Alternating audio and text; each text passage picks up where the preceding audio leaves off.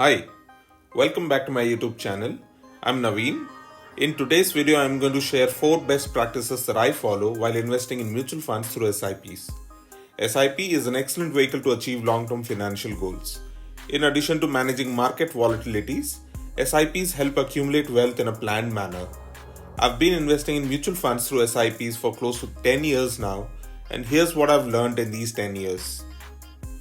The first best practice is to link your SIPs to goals. I cannot stress enough on the importance of linking SIPs to goals. Linking your goals to SIPs helps you figure out the duration you want to invest in mutual funds, the SIP amount you'll invest every month, and the fund in which you're going to invest your money. If you're investing for the long term, you can afford to take risk and not get disturbed in case your investment goes down for brief periods of time. For example, if you're investing for retirement which is at least 20 years away, you don't have to worry about how your fund is going to perform in the short term. So before you start an SIP, try answering the question, what goal am I going to achieve? My next best practice is to avoid selecting mutual funds based on star ratings. I selected my first mutual fund based on the star rating I saw on a website.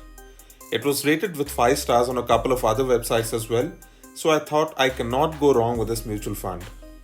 Now looking back, I must admit that there couldn't have been any other worst way of selecting a mutual fund.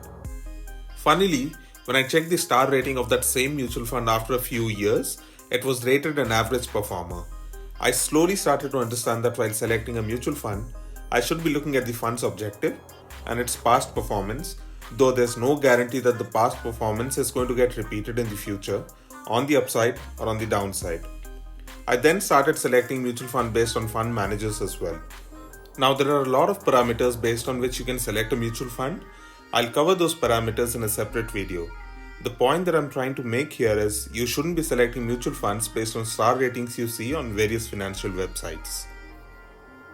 My next best practice is to continue SIPs no matter in which direction the markets are headed. Never stop your SIPs because the markets are falling or out of fear.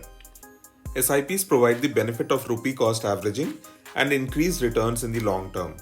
Continuing your SIPs when the markets are falling enables you to purchase mutual fund units at a discounted rate. And when the markets go up, which eventually does happen in the long term, you get to reap the benefits of buying mutual fund units at a discounted price.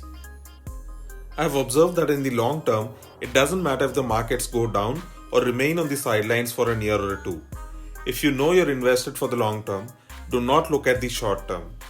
Remember, you haven't lost your money even if your investment is at a loss. You lose your money only when you sell out in fear.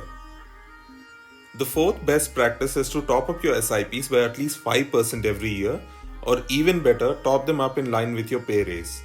Increasing your SIPs by at least 5% every year can get you closer to achieving your goal much quicker than you anticipated.